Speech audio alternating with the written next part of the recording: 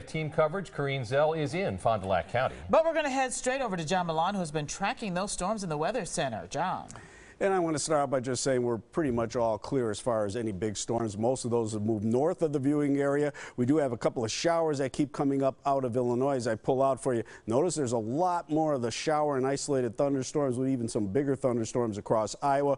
We could see some of those later tonight. Now we want to shift our focus to Brandon. It's a village in the county of Fond du Lac, and it's in the western part of the county. I'm going to run through the radar right around 5:30, about 5:39 to be exact.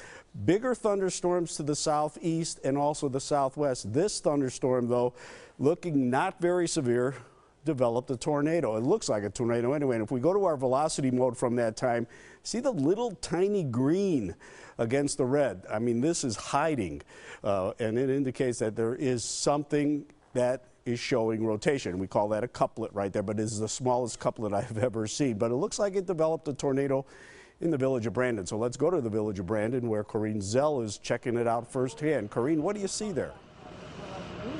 John, we're right in the heart of Brandon right now on Main Street, and we're about a block away from where all the authorities are gathering. You can see them behind me, and that's because of safety concerns. The fire chief says their main concern right now are downed power lines. Some of the power has been restored, but not everything yet, and as it grows darker, that concern quickens, and so that is their main concern for right now. Here's what the chief had to say about the initial damage.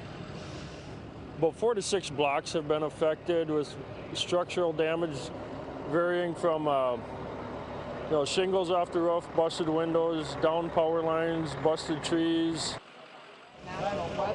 No injuries have been reported at this time. Several homes in the area received damage, and the chief says a church and a school down the street are also dealing with damage right now.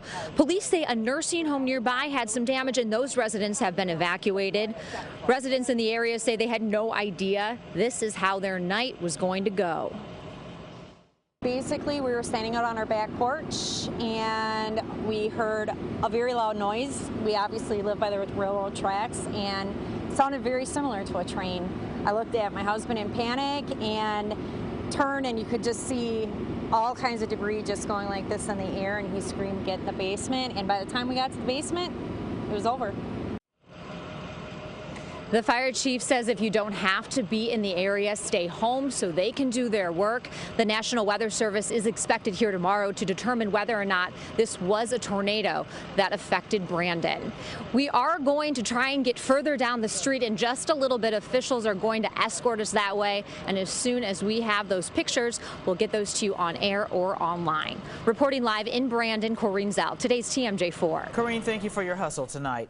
Make TMJ4 your resource for all your severe weather needs. TMJ4.com has interactive radar and everything you need to plan your Memorial Day weekend.